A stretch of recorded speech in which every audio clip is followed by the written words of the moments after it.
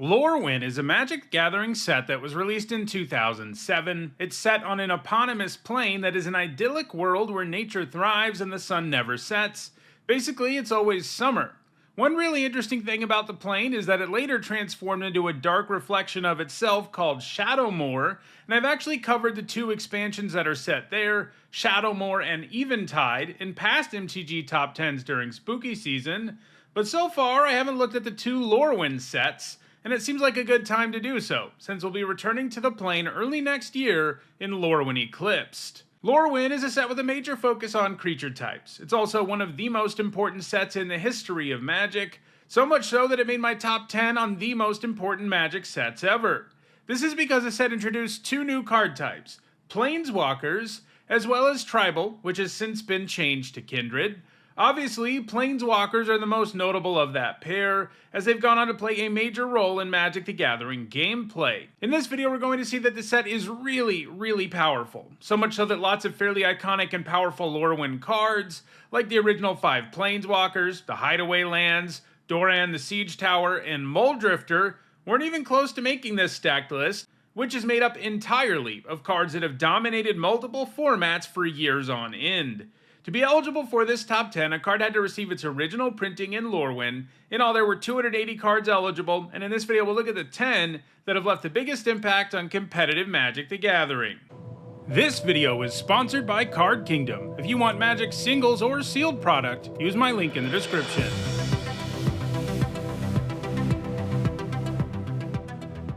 Before we get started, here's a quick reminder on how I rank cards in these videos. A first tier top 8 is worth 2 points, this includes events like Pro Tours, and a second tier top 8 is worth 1 point. This includes events like Regional Championships. At number 10, it's Spellstutter Sprite. For 1 generic and a blue, it's a 1/1 with flash and flying, and when it enters, it counters target spell with mana value X or less, where X is the number of fairies you control. While lots of creature types received hefty support in Lorwyn, fairies undoubtedly came out on top and managed to dominate multiple formats thanks to the support they got in the set and in the block as a whole. And Spellstutter Sprite is definitely the most important fairy in Lorwyn because it's the only one to make the list. Actually, it's the only card on the list to reflect Lorwyn's focus on creature types, which is pretty interesting. Anyway, the sprite itself is a fairy, so even on its own it can counter 0 or 1 mana spells, and that's pretty great in Magic's most powerful formats, where tons of absurdly strong cards have low mana values. It gets even better if you have other fairies, of course. Countering a spell and adding an evasive body to the board is a pretty awesome exchange. It should come as no surprise that the sprite was heavily played in fairy decks in Block, Standard, Extended, Modern, and even Legacy. The biggest strengths of those decks is that they were both aggressive and controlling, because many of the deck's creatures were reactive, like Spellstutter Sprite is. It's been played in Modern and Legacy as recently as 2024, usually in decks where Fairy is more of a sub-theme than a primary one. Modern and Legacy are dominated by cheap spells, so the sprite has plenty to counter even if it's alone, or only has one friend in play. It's also currently heavily played in Pauper, a format where only commons are legal. It makes appearances in fairy decks and Dimir Control, but it's probably the most successful in mono-blue aggro decks which can find ways to rebuy the sprite's ability while also taking advantage of its evasiveness, most notably by ninjutsuing in Ninja of the Deep Hours. Ninjutsuing your sprite back to your hand and drawing a card with the ninja is a pretty great feeling. The sprite is still putting up top 8s in Pauper now, and while it's been a year or two for other formats, it's hard to ever count it out entirely, especially when our imminent return trip to Lorwyn is all but guaranteed to introduce some new powerful fairies to help support it. At number 9, it's Burrenton Forge-Tender, which has the Kithkin creature type. While Kithkin were around before Lorwyn, lorwyn-shadowmoor is the only plane we've been to where they appear in huge numbers. And this Kithkin really hates red decks. It's 1 white mana for a 1/1 with protection from red, and you can sacrifice it to prevent all damage a red source of your choice would deal this turn. Obviously enough, red decks are all about doing lots of damage quickly, and if you can sacrifice the Forge-Tender to blank one of their burn spells, that alone can sometimes mean game over for them, since red decks' main weakness is that they don't really have a mid to late game, and the Forge-Tender makes it pretty likely you get there between blocking red creatures forever and having the ability to stop an entire source of damage.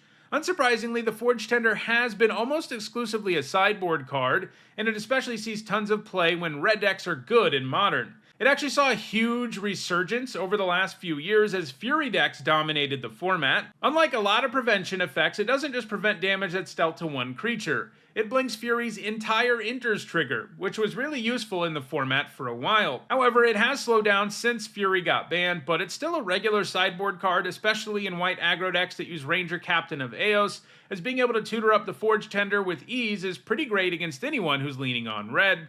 It's going to keep putting up top 8s in Modern.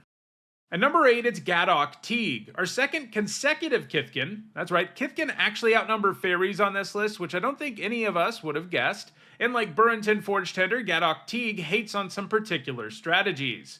For a green and a white, it's a legendary 2/2 that prevents non-creature spells with a mana value of 4 or greater, or with X in their mana cost, from being cast. Gaddock is what is often called a hate bear. That is, a 2-mana 2/2 with an effect that is really disruptive against opponents.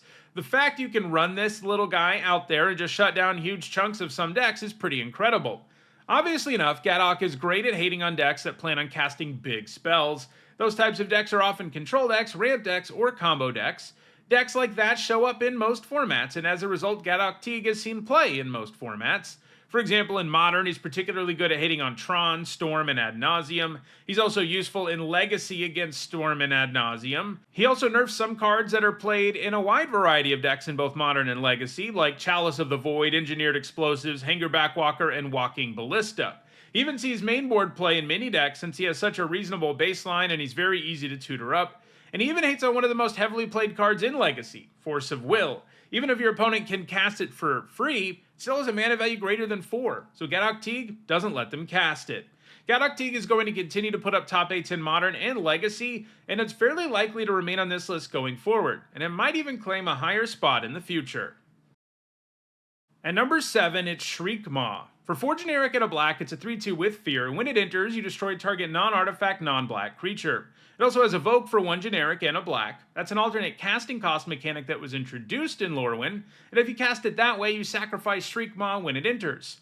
In other words, when you evoke it, you're mostly just paying for the enters trigger, which is a removal spell, which effectively makes the floor on Shriekmaw a sorcery speed terror, and it means it's a creature that you can cast earlier if you have to. Of course, you get more value out of it if you play it out as a hard-to-block creature that likely destroys your opponent's best creature, but sometimes you have to remove something early, and this definitely does the job. All of this has led to Shriekmaw seeing significant play in every format apart from Vintage, often in toolbox decks that can tutor it up at will. It's also been played in decks like Modern Living End, where you can evoke it early to kill something, and then later in the game when you cast Living End, it gets reanimated, and can deal with anything your opponent might have gotten back with Living End. However, Shriekmaw doesn't have any top 8 so far in 2025, and with Gaddock Teeg not that far behind it, its spot on this list may be in jeopardy. At number 6, it's Oblivion Ring. For 2 generic and a white, it's an enchantment that exiles another non-land permanent from the game when it enters, and when it leaves the battlefield, you return the exiled card to the battlefield under its owner's control. Perhaps one of the most iconic cards in the set, people often use the term Oblivion Ring as shorthand for any enchantment that exiles a permanent until it leaves the battlefield. And this type of enchantment has even become one of the primary forms of removal that white regularly gets in standard release sets. In fact, we see this effect so often that I've done an entire top 10 on Oblivion Rings. It's a very flexible form of removal since it can hit any non-land, and exiling gives you some significant upside since it can turn off death triggers and stop graveyard shenanigans, not to mention deal with stuff that's indestructible. It has been legal in Standard on 3 different occasions, and every time it's been a relevant card. It's also seen play in Modern, Extended, and Legacy, often in decks that have a focus on enchantments, and can get even more value out of the ring. Most recently of all, it's been played in Pauper. However, Oblivion Ring doesn't have a top 8 anywhere since 2023, and while it may continue to find some success in Pauper in the future, it's unlikely to suddenly become heavily played in the format. At number 5, it's Springleaf Drum. For 1 generic mana, it's an artifact, and you can tap it and tap an untapped creature you control to add 1 mana of any color. It's pretty rare for us to get a mana rock this cheap that can tap for mana of any color, and while it definitely takes some setup, if you're a creature-heavy deck, it's pretty easy to achieve. One thing to always remember about this kind of effect is that even if you just played a creature, you can tap it for this effect, since the drum is tapping it for a cost. The creature isn't tapping itself, and that opens up a whole world of possibilities when you're playing a whole bunch of super cheap creatures. While this wasn't the easiest thing to go off with in Standard either of the times it got printed there, and it's only seen sporadic play in Extended, Legacy, and Pioneer, It has seen heavy play in Modern pretty much since the format began. Historically, its most notable home was affinity decks, which like to dump a bunch of cheap creatures on the board in a hurry so that they could go off with artifact payoffs. And when you're playing a creature that's always free, like Memnite, and a creature that's often free, like Frogmite, Springleaf Drum can help you put an absurd number of creatures on the board in a hurry. But it's also been played in other fast creature-heavy decks in the format, like Hammer Time, a deck that looks to abuse Pure Steel Paladin's ability to move equipment around for free by slapping Colossus Hammer on stuff, and the drum simultaneously helps you get Metalcraft and makes your mana a lot better. Or more recently, the Broodscale Bloodchief combo deck, which looks to put Blade of the Bloodchief on Basking Broodscale. Once a +1/+1 counter gets put on the Broodscale, it makes a token that you can sacrifice, which in turn puts another counter on the Broodscale, which makes another token, and this creates a loop. Springleaf Drum helps you accelerate your mana to pull this off much earlier. It also sees heavy play in Pauper appearing in the same sort of decks, including Affinity and creature-based combo. It's going to continue to see regular play in Pauper and Modern, as it's simply one of the best mana rocks in both formats, and any deck that's looking to go hard with cheap creatures is going to at least consider using Springleaf Drum. At number 4, it's Cryptic Command. Lorwyn had the very first cycle of commands, which are spells that have 4 options and you get to choose 2. For 1 generic and 3 blue, Cryptic Command is an instant with the following choices. You can counter a spell, you can bounce a permanent, you can tap all opposing creatures, or you can draw a card. It isn't hard to set up a 2-for-1 here, as just choosing the counter and draw option will guarantee you one of those. The counter draw option may be the most common, but the other modes have their place too. Tapping down an opponent's board can find you lethal out of nowhere, and the bounce effect is surprisingly flexible, especially because it can bounce lands, unlike most versions of that effect. So yeah, this offers a lot of power and flexibility. The one downside about the command is the triple blue in its mana cost, so it hasn't found its way into all control decks in a format like Modern, but for a long time any control deck that had the mana to play it consistently in Modern has, and that's a big part of what makes its score so huge. It's seen play in other formats too though, like Block Standard and Extended. In 2021 in Modern, it helped lead to the ban of Mystic Sanctuary. You could use the command and choose the bounce mode to bounce your own Sanctuary while also getting whatever other effect you wanted, and then play the Sanctuary to get the command back from the graveyard. This created an insane advantage for control decks in the format. Between that banning and the release of Modern Horizons 2 and 3 though, Cryptic Command has slowed down in the format, but it does still see play in blue-white control.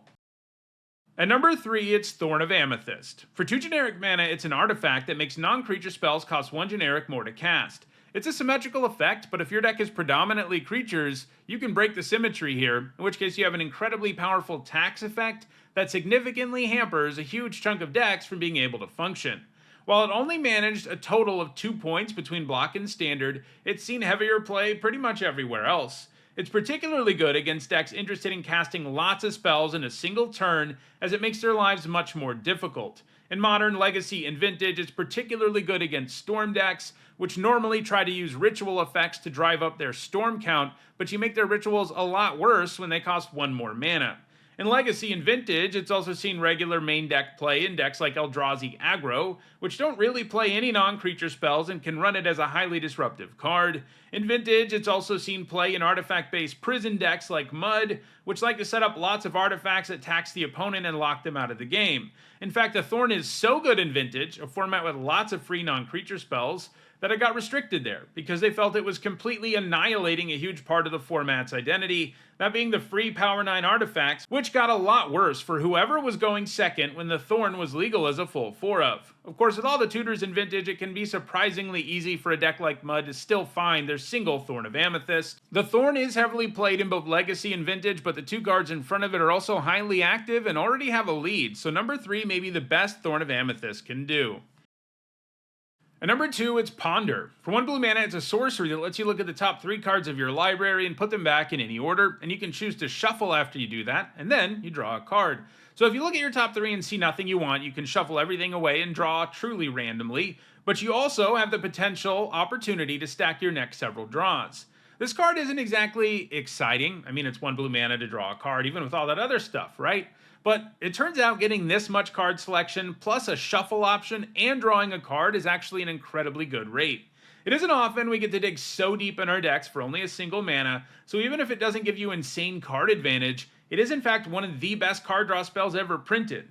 This was clear almost immediately because it got restricted in Vintage in 2008, and it would later get banned in Extended and its successor format, Modern. The only major Modern event it was ever legal at, it was in 5 of the top 8 decks, and overall it made blue decks way too good at that one event, especially Storm decks, which often love a card like Ponder, which adds to their Storm count, stacks their deck, and gets them more cards. And it still sees play in Storm decks in every format it is legal in. Ponder is virtually a staple in Legacy, and at various times it had even more power in the format, like in decks that can get additional value out of stacking their decks, like decks that use Counterbalance, an enchantment that lets you counter a spell if the top card of your library has the same mana value, or Miracle decks, which run cards like Terminus, which can be cast at a massive discount if they're the first card you draw in a turn.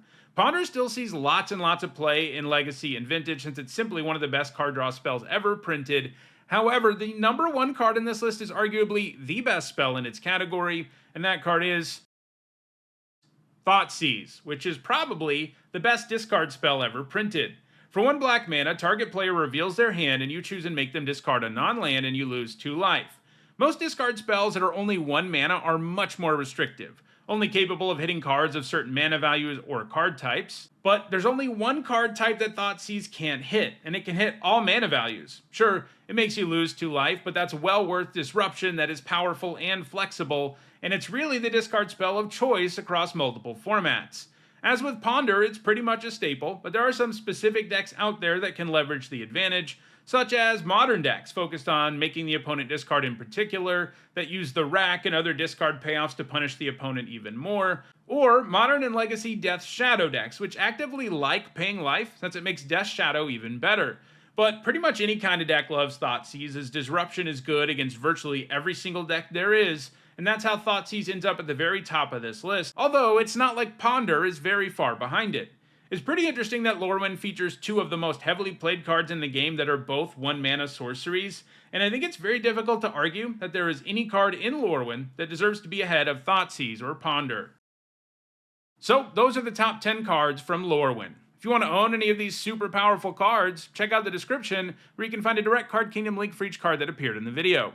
If you want to make sure you catch future videos, don't forget to subscribe. And if you want to catch up on past videos, including many more that look at past sets, like my video on Shadowmoor, you should see a playlist on your screen shortly. Thanks for watching.